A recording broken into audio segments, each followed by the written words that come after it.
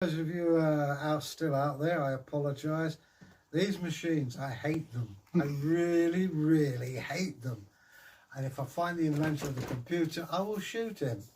But he's probably long gone dead. I don't think you should really be saying that on camera. Oh, right, fair enough. I'm hot and I've had enough. You will send him a rather stiff letter or complaint. Not unless he's from another world, because Thomas Babbage died in 1840s. He's the father of computers. So, yeah. Well, so far you're talking to an audience of just me. All right. So just keep them talking. I do like to be entertained by you. All right, so I've got to talk nonsense to you for how long? Well, as long as you like. I've got to get you a little toy. My favourite. Are we nearly done? Nearly. Yeah, are you sure? Positive. Well, I reckon we're about done. I think so. I think people are going to either to bed or having dinner, or just thinking of giving up. You can be done when you talk about this hammer and there's nobody else wants to join. This is my favourite weapon. I think probably what it is people have had enough of the interruption. You know, where it keeps breaking up. This is a hammer. It's Bragi's favourite weapon. For peasants. For peasants. What, killing peasants or peasants Well, using either for peasants using of it, or indeed attacking peasants during a battle. Is this Steve, son of Maljolana? Well, that's a good point, though. As we're high-class Vikings, would we be fighting high-class Vikings in a battle, or would we be attacking lower-class Vikings? I can actually explain this archaeologically. When we were in York, we were excavating an Anglo Saxon cemetery. I wasn't, but somebody else was. And the skeleton of an ordinary Saxon guy had got 8 spear wounds in the lower half of his leg, which would lend itself to suggest, as my father would have said, that you meet the first line, there's no monetary wealth in peasantry, stab him in the leg, get him out of the way. The guys at the back with the mail shirt and sword are the ones you're after, because you can ransom them. So, I mean, if you felt that you had a bad day or whatever, you think, kill them off. But mostly, you just wound them in the leg and down they go, because they can heal and be a slave, which means you can sell them. Dead men, what's that only good for? Fertiliser. With the guys you want are the ones with the mail shirt, the helmet and the sword. That way you get more money for them, you can ransom them off, or you can sell them off as slaves. So what would be your guide to surviving a Viking battle? Keep away from it. Right, apart from the obvious. It's difficult because you could say, oh, play dead and fall down. They would set their dogs on you. So even if you're laying there, the dogs are going to have a sniff at you. And it's keep away from the rich guys, because that's where the major trouble's going to be. Or go out in a blaze of glory, just go and dive on them. You never know, you might come out. But my main advice is stay at home, pretend you've got a bad leg or something, but because bear in mind, yes, the majority of the army was farmers, you know, but the guys in the mail were professional and they would eat you alive.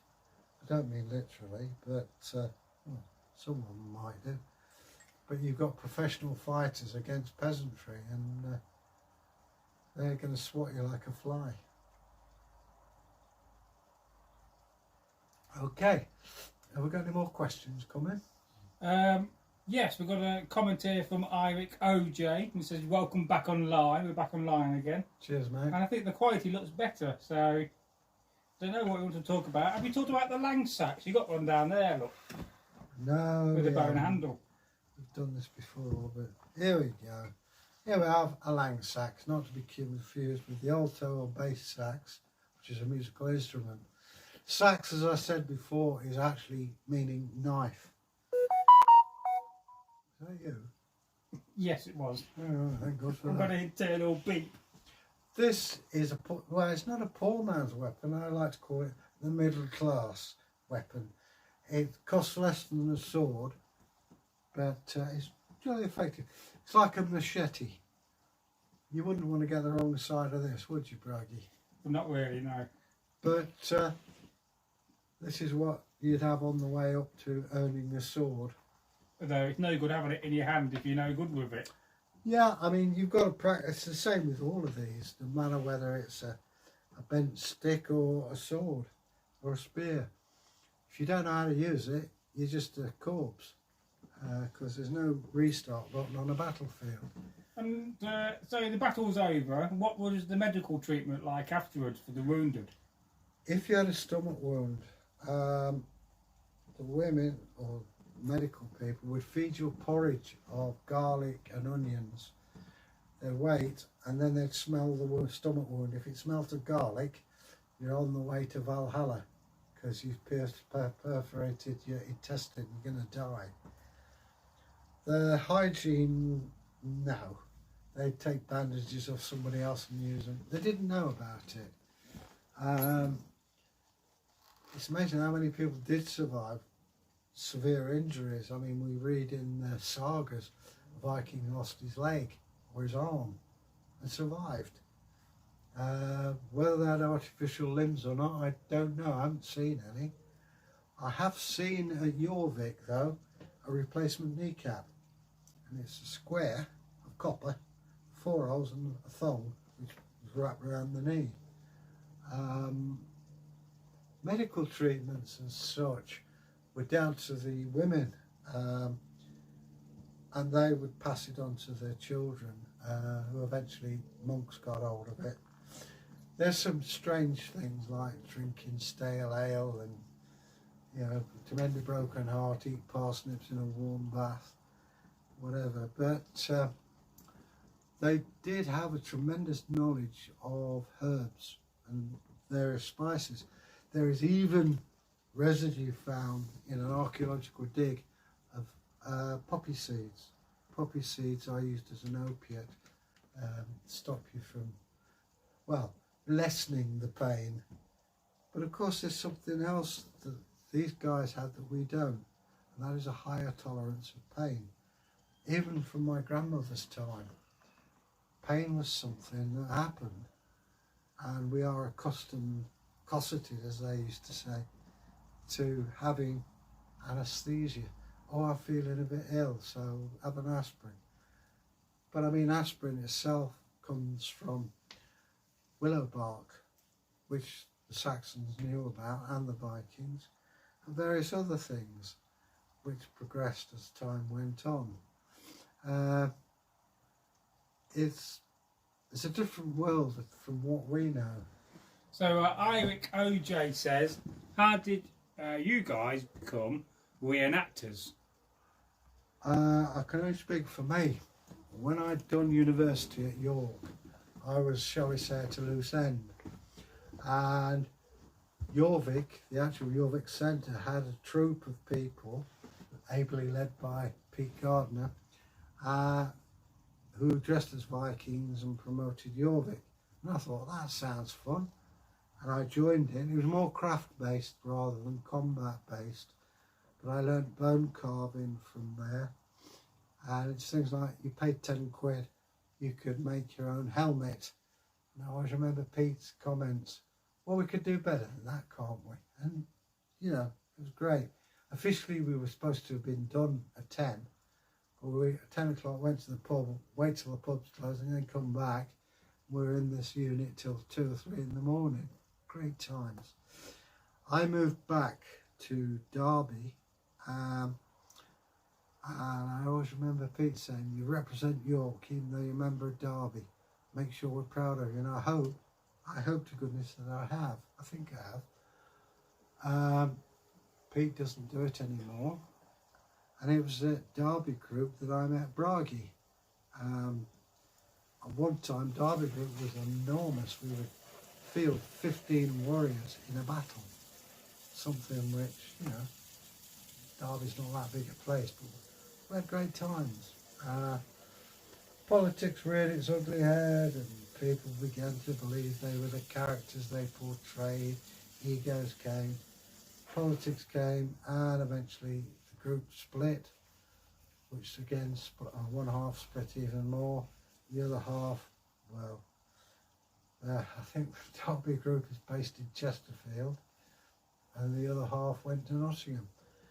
It's just the way of things, but it's a shame, really is a shame, that people's personalities come to play. I don't get it myself, but I mean, the character I played was a mercenary, so I wouldn't be a particularly nice person, but you can't do things like that when you're dealing with the public or school children. But as I say, that's how I met Bragi. I don't know what his history is before that, perhaps he could tell you. What's that? How did you and me meet? And I was saying, I was at your... Oh, I think I went round your flat. It was in the Derby group. So, a question here for Egil. Would you like to go on a longship voyage? I've already been on one. No, a proper one. Yeah, I've been on one. You know, like from Iceland to somewhere else. Oh yeah, I mean, I've gone in the Irish Sea from Dublin, cross out to the Irish Sea and back down again. I thoroughly recommend it. It's not like being on an ordinary boat or ship that hugs the waves, whereas a normal ship we have smashes into it. It's remarkably smooth. And it was really funny because I was rowing. We were doing a film for Largs Visitor Centre. We had to row. And I'm going, I thought I'd be seasick on this. Turn around. The guy next to me is throwing his rocks up.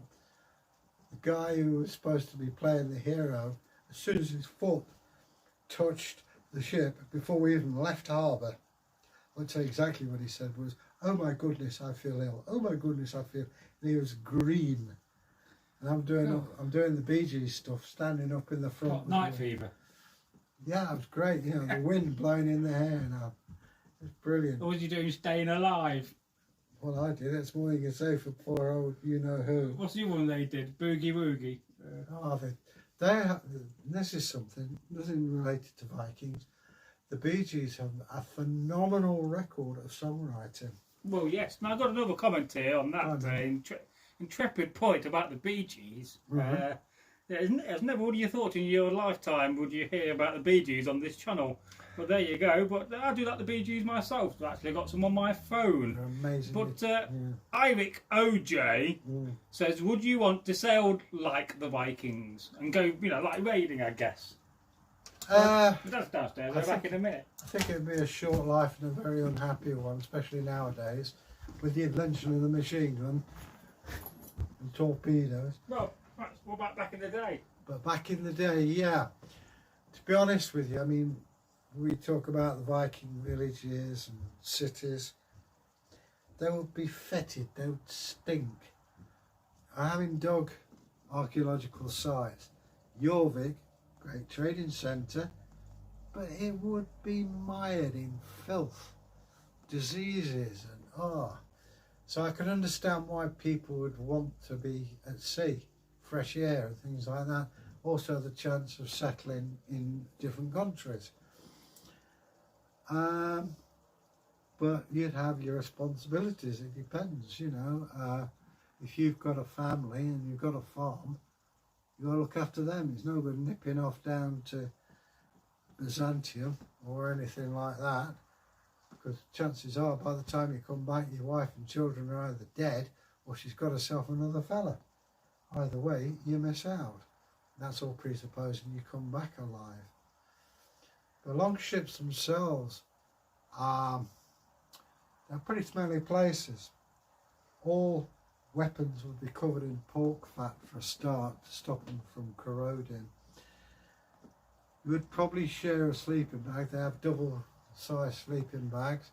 So again, you know, bear in mind the only washing you could do is in salt water, not advised.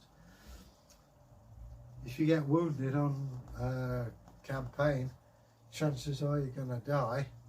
So you can see where the idea of let's die bravely and quickly comes from.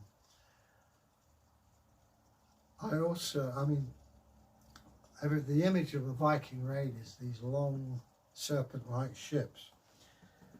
Well, yeah, that's great for your troops coming ashore, landing, but if you've got cattle, livestock, and you've taken them prisoners, they ain't going to be too happy. So you have a thing called a Nor, which is a shorter, stubbier, deeper trading vessel.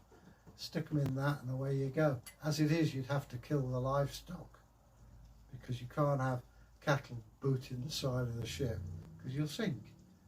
So, yeah, you know, things like cheese and milk, you're fine. Even the slaves, they ain't going to damage anything. But you've got to have storage space for them, otherwise, rather pointless. So, all in all, it's a romantic time. It's great to look back on, but would you want to be alive then? I don't know. Yes, this age has got its problems, but they're fade into insignificance compared with the problems you had in the Norse. I mean, we're pretty certain there's not going to be another war for a while, I would have thought. You can't say that, or you'd be raided, you know what I mean? You could be sitting there minding your own business. And also, I like my tobacco and I like my telly. There's none of that in the Viking Age. So, as a friend of mine said, it's a good place to visit, but you wouldn't want to live there. Yeah. Sorry, Egil. So Iric says, but would something feel disgusting to us back then? It was normal. Humans in the future might think that there's something disgusting about us which we find normal. To be honest with you, I would imagine people of the future would be highly disgusted with me. I take ground up leaves that have been cured in something, I stick them in a wooden pipe and I smoke it. Oh, yeah. And I stick ground up leaves up my nose called snuff. And I sleep in a bed. Yeah, you sleep in a bed that you slept in the night before. Who knows? But we are assuming one big thing, that we advance along. There's nobody ever seems to think that maybe we will be living in caves or something like that. Alright. So, in a Viking battle, would you prefer to fight against an army with spears or an army armed with something like that? My honest opinion, I wouldn't want to fight anyone because it's filthy, dirty and vicious. This is later Viking. It's medieval. Yeah, this is sort of thing Richard III would have seen. But it's a variation. It's a combination of agricultural weapons. You've got your spear and a bill hook. The bill hook was the common man's weapon. They would use them in battle, but this could hook people off horses or you could stab them. They have other variants on it as well. This obviously is later than the Viking period. But to be honest with you, in any battle, you don't want to be around it, mate. I've done reenactment battles and they could be quite scary, but you get used to it. Once you realise you're not really dead, but you can get injured. I got injured on the wrist once, big lump came up on there. I've seen people hitting the mouth and around the eye. It's like playing cricket. If you don't mind getting hit by the ball occasionally, it's the same with reenactment. You're going to get hit eventually. Having said that, the battle, I mean, I don't know. I'm assuming that you took a stiff drink or something before you went into battle. If you had it. Yeah. But the actual, to be on the spear line, the front line of average farmers, yeah, don't want to be there. Who do you think drank more, modern society today or Vikings? Vikings, I can tell you that now. Even our grandfathers drank far, far more than we do. It's phenomenal the amounts people used to drink in the past. The reason we have licensing laws in this country is due to the fact that Lloyd George was seeing how many people were missing at work next day. The beer had to come down. I mean, I can remember when brandy was 70%. It's now 40%. In actual fact, to me, it tasted better at 40%. But it just shows you how, through the ages, that alcohol, was it, I think in the 1870s, was known as the big drink. you know, from Georgian times, you get a penny worth of gin. As long as you got a penny, didn't matter what age, and you tested it by putting your knife in it, and if it bubbled, don't drink it, it'll kill you. Laws were brought in because so many people died. Absinthe, that has been modified now, but people go blind drinking that. And one of the side effects of absinthe was you saw a green fairy. It's a green, and you know, there is absinthe. Now this is why you get Pernod and Ricard, because these are safer versions of absinthe. Well, now instead of using wood alcohol, I think they use something else. But you pour your stuff through a sugar cube like a tea strainer. The artists use it. Toulouse-Lautrec was well known for it. But drink through the ages, it's a weird thing. A lot of it is that water and milk were polluted, so majority of Viking beer, Saxon beer, was only about 2%, because otherwise you'd be smashed out your brain all day. But they still made powerful drinks, and people got used to drinking. It's like in the 18th century when you were harvesting, it was traditional that part of your wages was cider. Now this isn't your fizzy in a bottle stuff. This stuff would knock you flat. I've had scrumpy, and believe you and me, it's good. So, have we got any more? Yeah, what are those wooden things up by your side? These are what Bragi has done. Oh, have I? Yeah. These are sticks with runes on them. Subscribe. Belon.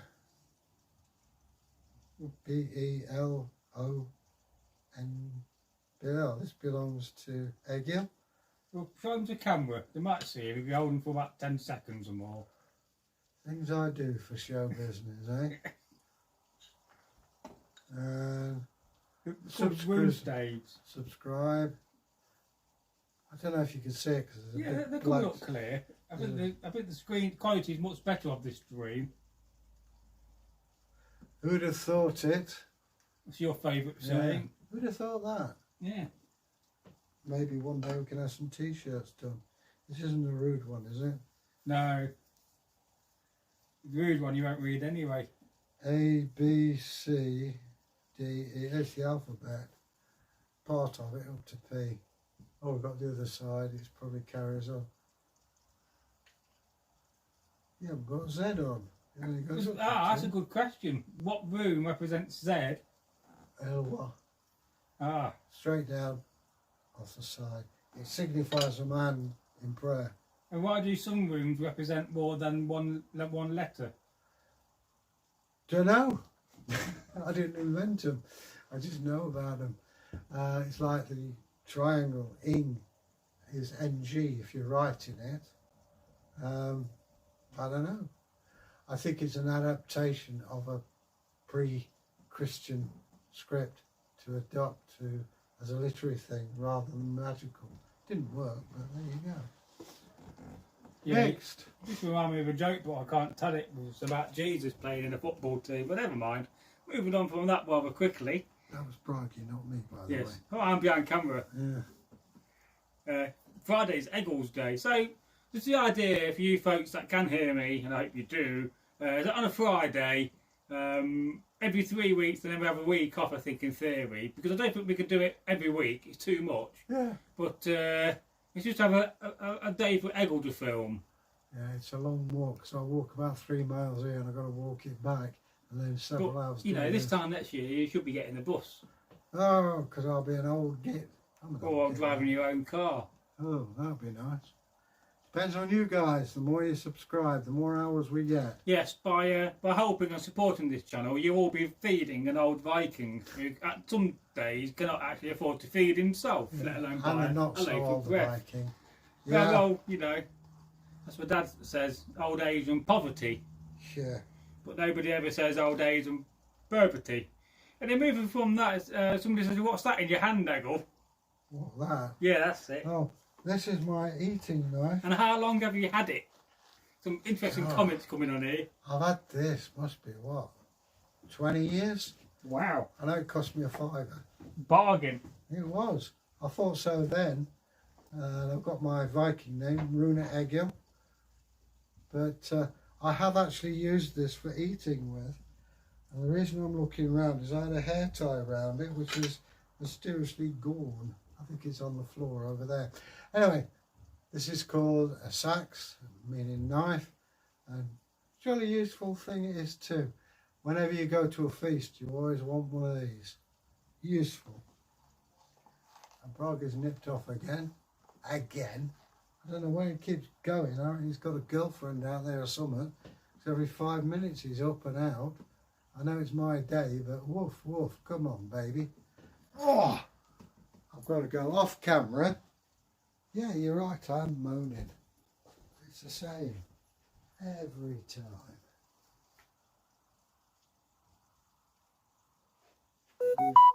Oh, I don't know what that is and I don't care. I'm getting to the point where I'm tired and I want to go home.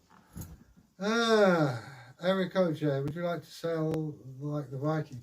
I've sailed out in Dublin Bay and that was fantastic. I really enjoyed that. But would you... yeah, I mean, our ideas on health would be very different from the Vikings. Even in, like, we wash every day, or hopefully we do. The Vikings would bathe once a week, whether when they needed it or not. Saxons wouldn't wash at all. So, poo-wee. The idea of our waste, we have plumbing that takes our bodily functions away. The Vikings would dig a pit and there's a plank with a hole in it, and your lavatory paper would be moss. And an interesting thing we found, somebody played a joke on somebody because we found sphagnum moss, which have got stinging nettles in and coprolific material. I think you know what I'm talking about, stuff that comes out your bottom. So somebody wiped the backside with this and got stinging nettles right where the sun don't shine. But their dealing with it would be different. And also, we have chemicals that are antiseptic. And it's something that I found from World War II. The partisans would use their own urine in lard as an antiseptic ointment. It only works with your own urine. It's not to bring a specimen party, but it does work. I've heard it used. They say that with sea urchins, don't they? Mm. Yeah. If you jellyfish and things, if they sting you, I don't know whether that's. Will you drink it? Let's see, why not? Well, you've heard people talk about the elixir of life. Yes. Some people say, and I'm not willing to try this, is that your urine is the elixir of life. It's not a thing I fancy doing. Yes, you remember the back in the black t-shirt. Oh yes, we do have an audience here watching this, as we are very popular in the area, but of course they're all very shy. Right there, Bob. Now, losing track of what I'm about to say, apparently now on the channel we now have 1,606 subs. Oh, jolly good. I think, or is it 1,596 subs? I forget now. But we've got more subs than we had earlier anyway. Well, jolly good. Thanks, everybody. But, and tell a friend and subscribe. Yeah, subscribe if you're new or old. You can watch me spill coffee down my shirt.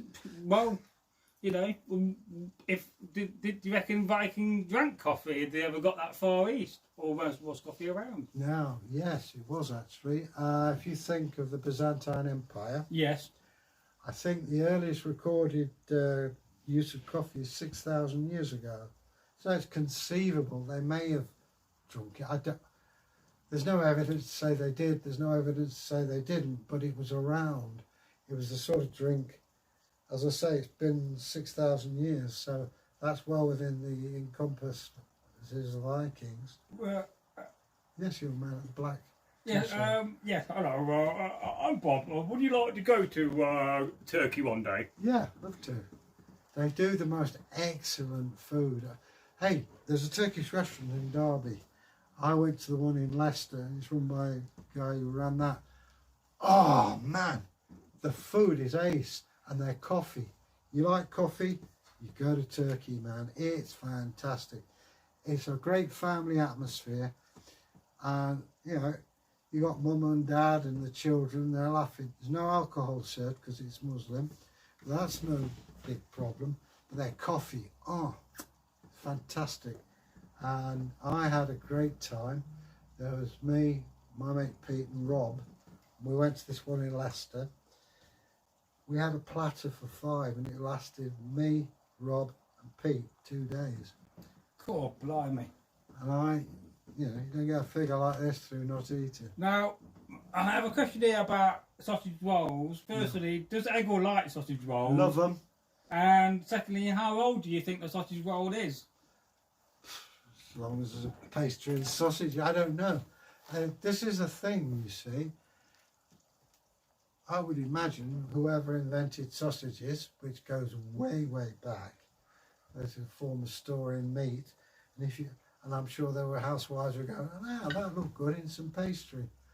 But I love sausage rolls. I love Scotch eggs as well. And before you ask, Scotch eggs we think were invented by Fortnum Masons as a picnic. I had one the other week and it had bacon bits in the outside. Oh yeah, I love Scotch eggs. But hey, you're making me hungry now. I've not had anything to eat since breakfast. Well, I do downstairs have a bag of food for you. Oh, you're and I'm sending you home with cake. Oh, when you said I'm sending you home, I thought, oh, he's not going to say naked, is he? Yeah, in this heat you may want to. I think I'll get about 20 yards before I get busted by the vice squad. Well, you never know. But one day I've heard that Egil was once walking naked down a jungle, and he came across an elephant, and the elephant looked at Egil up and down and says, "How do you feed yourself with that?" Yeah. Anyway, moving on from that joke, if it gets towards the end of the stream when you tell and it's jokes. True, I'd have died of starvation with that trunk. There's also a very funny joke about a lion and a gorilla, but I can't tell you at this time of day. Okay. So moving on from that, we have a comment here from a young man called Bragi, who's asked the question, who's better? It's one of those controversial questions, the Vikings or the Saxons? Isn't it? It's 2 different things. I mean, if you want. You're talking about that far. I would imagine the Saxons, because they absorbed the Vikings in this country. The Viking Age didn't end until 12th century in Sweden. In fact, what are the Normans but 2nd generation Vikings? Sort of having a spanking session there. Us making steady. Oh, it's an odd Irish fella, Raggy. Right, anyway. Can you say that one nation is better than another? No. I don't think it is. And because it's not true anyway. You get good and bad in everything. So. Well, I've got a saying here, we're one world nation. Yeah. Everybody matters. You wouldn't think it by the way things go on, but still, fortunately, that's not my decision. Anything else? Yes, got a question here about kind of a question about your life. What are you doing this weekend, Egil? Any exciting plans for the imminent Egil Thorsson? I shall be ringing my sister as per usual from about 3 till 4. Maybe Rob Napier will call in. I don't know. It depends. Possibly. I don't think he's allowed to at the moment. It's from Leicester. No, Leicester's about to get out of lockdown, so you'll be seeing you a lot more. Yeah, never do that. You bang yourself in the head. Yeah. I shall be watching television. I won't be getting up till late, and I shall be wearing a bathrobe instead of clothing for a long time. I should really clean the floors of the kitchen and bathroom. I might even make some cake. I don't know yet. We'll have to see. But the world is an open book at the moment. I hope that answers your questions. I have a question here from Bob the cameraman. Hi, Bob. But he's too shy because he's under his contract. He's not allowed to speak on camera. All right. So he's passed me a piece of paper. Who's thinking about growing a said moustache? Well, first of all, stop shaving it, and let it grow in the rough shape you want, and then manage it accordingly. It didn't take me personally, didn't take me very long. I think 3 months, because I actually shaved it off at one point. Originally, it was a combination of reasons for growing it. One is I wanted to be portrayed as an English Viking in later Regia battles, and secondly, I have a very prominent philtrum here, so I thought I'd kill 2 birds with 1 stone and cover it up. Yeah, I mean, it's as wild as you want it to be. I do trim it occasionally, but yeah, it just grows, and just let it grow. You want roughly to see how it goes. You'll see the line as you want, and then shave it accordingly. Any advice? Well, it's up to you. It's just something I've always had since I've been able to shave. I've had a moustache because my dad did as well. Not as big as mine, but they are bigger. And as it says in the film, you've got to have a moustache. You know. Thank you. I'm just being handed a glass of port. Yeah, you know your alcohol. Yeah, it's wrong colour. 27 years old. Oh yeah, baby. That's what I like. Right. I do like a bit of port. I must get a bottle for Christmas. That's quite a coincidence, that, because somebody's just texted me on Facebook. So I've just been watching a bit of your stream. I want to know, what is Egil's favourite drink, and what kind of drink would a regular average Viking or Saxon drink? Well, the average, if I may answer this all the way around, sorry, Viking and Saxons will probably drink ale most of the time, mead for posh occasions, and cider.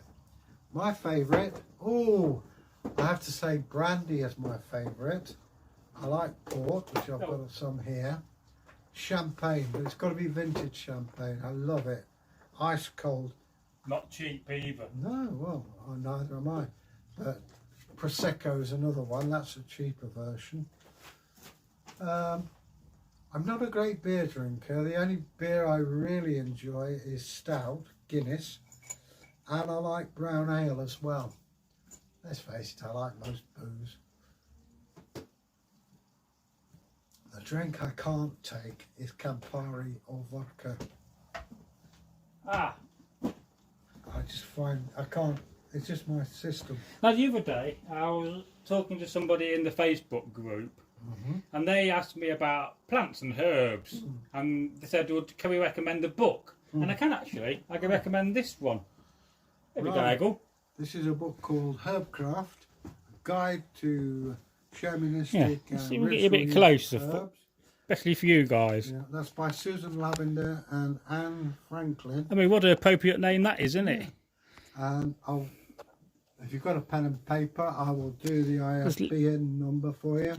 Give me a minute, I'm trying to sort the camera out. This looks interesting, look actually. I've had that years, Egil. All right. Since the last century. ISBN is 1-898-307-57-9. I'll do that again for you just so that you can make sure you've got it. ISBN 1-898-307-57-9. And that's Herbcraft by Susan Lavender and Anna Franklin. It looks quite cool. It's got all these herbs and everything. Actually, I have a good collection of herbs and their magical influences got off the internet. But you can always, it's always worth reading these things. Ah, there's another one. I'll swap you. This is Hans Flück, Medicinal Plants, an authentic guide to natural remedies. Oh yes, this has got ISBN. I couldn't tell you. We've got notes here. Oh yeah. Rosemary, pineapple, lemon, thyme. Well, I don't know. The ISBN number on this one is 0-572-00996-8. And that's by a guy called Hans Fluke. So again, 0-572-00996-8, and that's Hans Fluke, who one assumes is German. Some nice pretty pictures. Got some personal notes from Bragi in here. Oh yeah, look at them. Revolution. Oh, I've been there. I had a martini there with a friend of mine. Oh yeah. I only had one, and that was enough, man. Whoa. Twice around the universe. Don't take much for you, Egil. Depends what it is. I could drink half a bottle of brandy, no effect. But I bought that recently. Have you seen this Anglo Saxon book? no, A Brief History of the Anglo Saxons by Jeff Hindley. Any pictures? I love pictures. Old Alfie. What's it all about, Alfie? Oh, it's the Abbots Bromley. Hey, they've got your helmet in here. Which one? Coppergate. Oh yeah. It's beautiful. I mean, I do have quite a few helmets, to be fair. Yeah, just forgive me. I just judge you by normal people. We got anything about runes in here? So my glasses do not steam up. You ever wear these masks they've got? Yes. I'm like Stevie Wonder. Yes, I was thinking about that earlier. If you was a Viking and you had, let's say, you got a little bit older, your 30s or 40s, and you had bad eyesight, what did you do? Suffer. Egil Grimson actually, last 10 years of his life, got cataracts and went blind. Okay, I'm just going to read the ISBN numbers. This is the Brief History of the Anglo Saxons. It's published by Robinson, and the ISBN number is 978-184-529-161-7. I'll repeat that again. That is the Anglo Saxons, A Brief History of the Anglo Saxons. ISBN number, I'll repeat, 978-184-529-161-7. And if you've not had enough of plants and things like that, we have Plants of the Gods, Sacred Healings and Hallucinogenic Powers by Richard Evans, Schultes and Albert Hoffman. And the ISBN number for this, I've had a quick look through it. The ISBN number is 9-81892-814060. I'll repeat that again for you. Plants of the Gods, ISBN number. I've told you wrong. I've got two ISBN numbers on this. Well, sometimes they can do. Well, I'll give you the first number that I gave you. It might be paperback and hardback. Oh, right. It was bound in Italy. It is 9-780-892-814060. And the other number, I'll give it to you, is 0-892-81-406-3. And hope to God he's not got me more books to do. No. I'll do the other ISBN number again. 0-892-281-4063. Sorry, 6-3. You got a choice here. You can either have a metal pointed stick or you can have a magical box. Well, I'll hand you these if you hand me. Are we nearly done? Yes. This is the last thing you're doing. A magical box with herbs could be. It's not about herbs, but I thought, talking about banners earlier, I just show you my little box full of flags. Good Lord. Because I've collected a lot over the years, wargaming wise. And I think you have actually. We've got American Civil War. you can identify half of them. It's like Sheldon I'll show you Cooper up to and camera, see it, Fun with you can Flags. see it. I painted a few of them myself. Yeah, I can see. I think I wished I'd gone for the pointy metal stick now. Right, your fault. Yeah, I know, but you tempted me. Ah, so that's the ability of a good storyteller. Not to be tempted. Yes. Well, I'll be honest with you, these flags and banners, it's more to Bragi. Because... Have you ever been into wargaming, Egil? No. My brother was talking about it when I was a naught but a lad. But, again, he was into the big 54mm lead soldiers. You did, you kind of chose the booby prize. Really, you could have chose this, because what relevance does this have towards combat and especially protection? Padded jacket.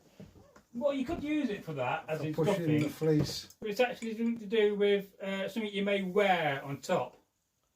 Mail, making mail. You coil steel around and make mail. It's a Viking mandrel. All right, there you go. One Viking mandrel. You can take it home and derust it if you like. All right, thank you. That's all right.